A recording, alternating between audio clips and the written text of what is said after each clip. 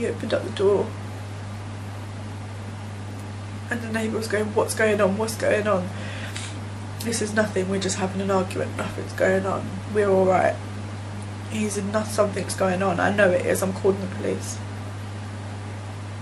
And I remember sitting there on the bed thinking, what do I do? I had no trousers on, nothing. I had a long jumper on, and I thought to myself, I need to get to the hallway. I need my neighbour to see me. I went to the hallway and I was screaming at him and telling him to call the police, to help me, please help me, call the police. And I thought to myself to run out the door. This is your chance to go. But my daughter was next door in the front room,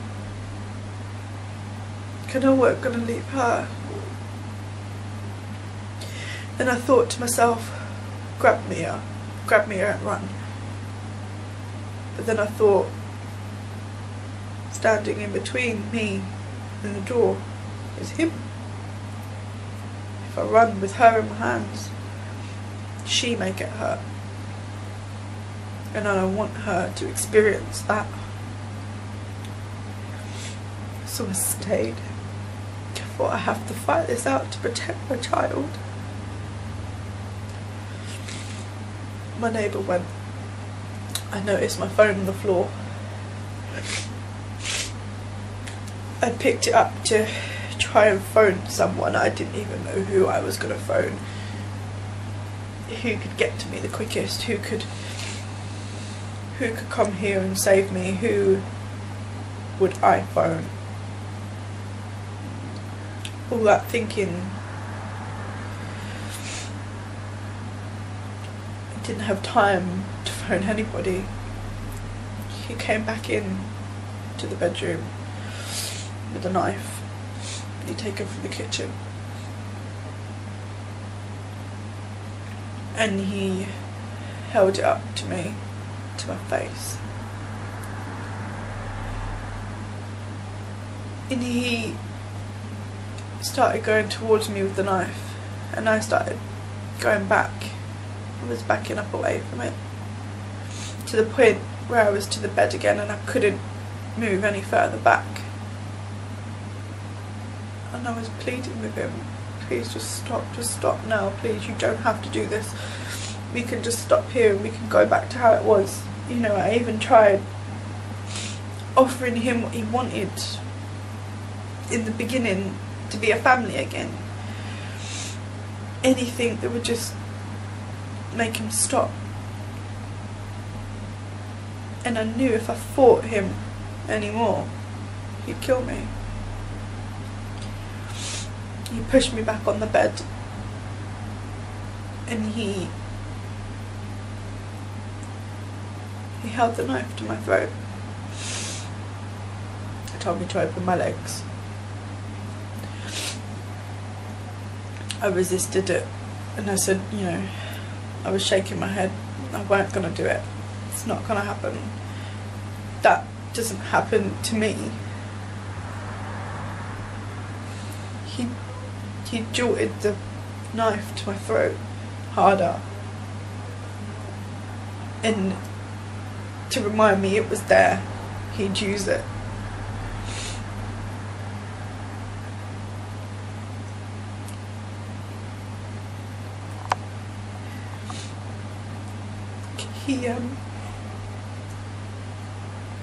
He removed his trousers while having the knife to my throat, and he ended up raping me. And then when he was finished, he cleaned me up and I just laid there, couldn't move. The knife was still on the bed. I didn't know where it was. I didn't know his frame of mind. I didn't know nothing. I just remember staring out the window thinking to myself, where are the police? Why aren't they here?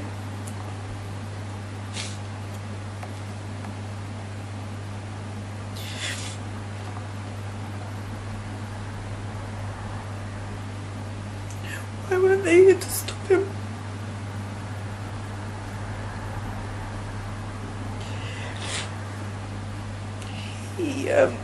He then told me to get up and get dressed, and we were going to go to Sainsbury's and get this dessert for Christmas.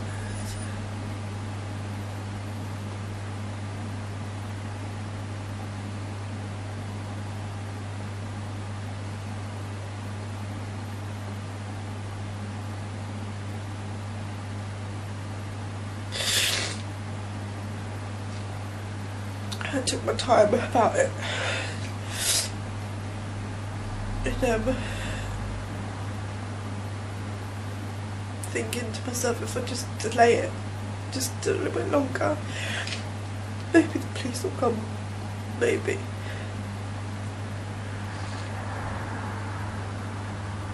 About 10 minutes had passed,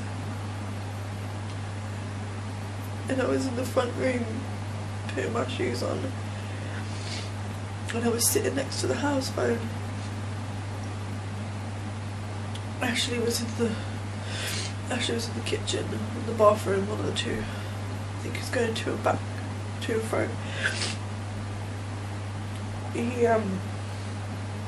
Then there was a knock at the door.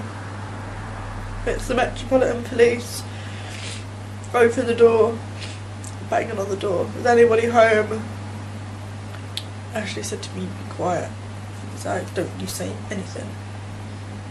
He went into the bedroom to do whatever. I can't remember, I don't know what he was doing.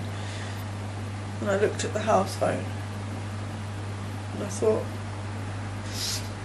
I need to call 999, I need to call and make sure that them police officers don't leave my front door. I couldn't let them go. I phoned 999. And I said, I'm at 101 Ryland Close, you need to tell the police officers outside my door not to leave. I'm in here. He came in, he heard me talking, and he came in and he screamed, you know, what the fuck do you think you're doing?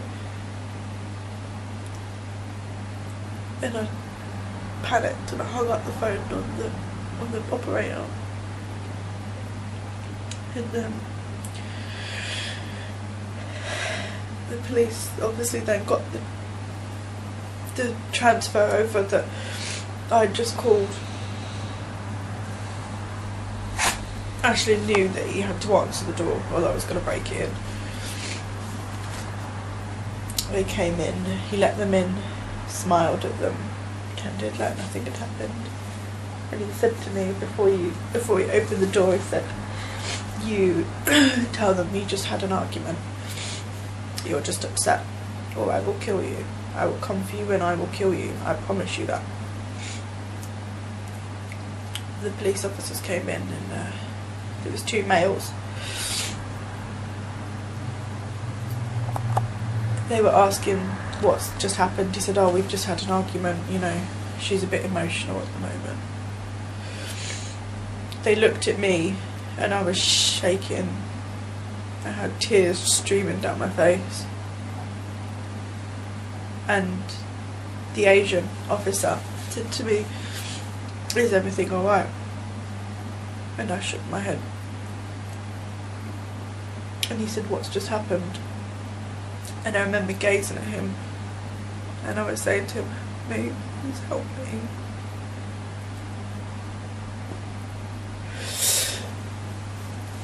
He got the other officer to take Ashley out of the room. And I said to him, he's just raped me with a knife to my throat.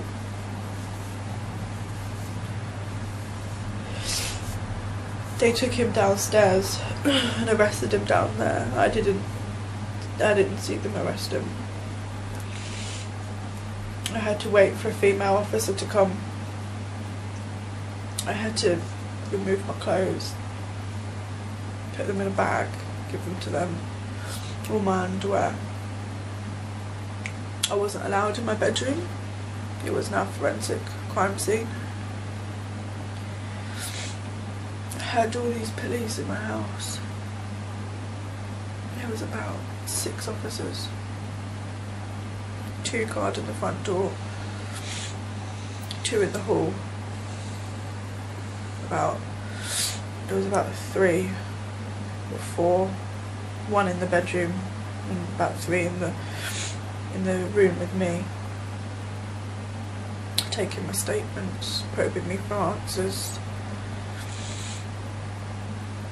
waiting for my surrogate officer.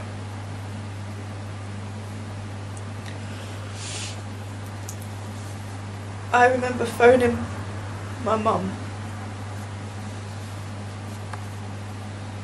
to tell her what had just happened to me, because you talk to your mum about things like that, and all I wanted from her was, you know, it's okay, don't worry, you know. They wanted some comfort from my mum.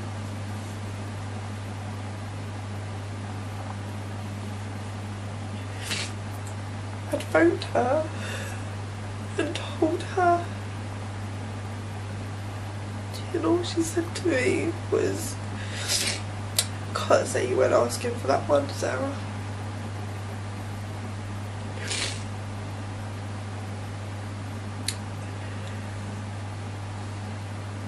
The policewoman hung up the phone on her. She said, "You don't need to speak to people like that right about now."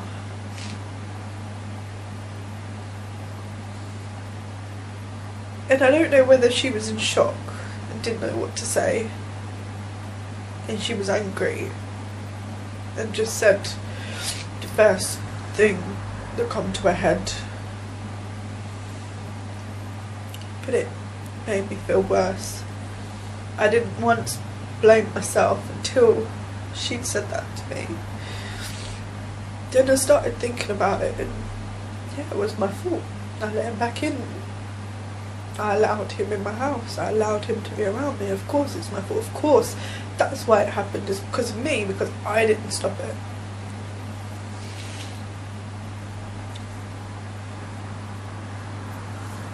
My surrogate officer came and he was this big broad man, and I got a feeling of a sense of security from him just by his presence. And they said to me, he said to me before I begin, "Do you want a different surrogate officer? Do you want a female?" And after my mum just saying that to me, I was like, "No, I don't want a female. I don't want a woman judging me." And I stuck with him. And I had to go through it detail by detail with him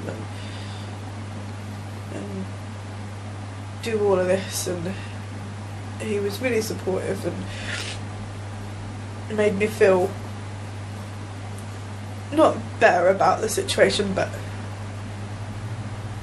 he sort of gave me what I wanted from my mum. That it's okay to cry, it's okay to, you know, it's okay to swear, it's okay to bitch, it's okay if you want to scream, you scream, you do what you want to do.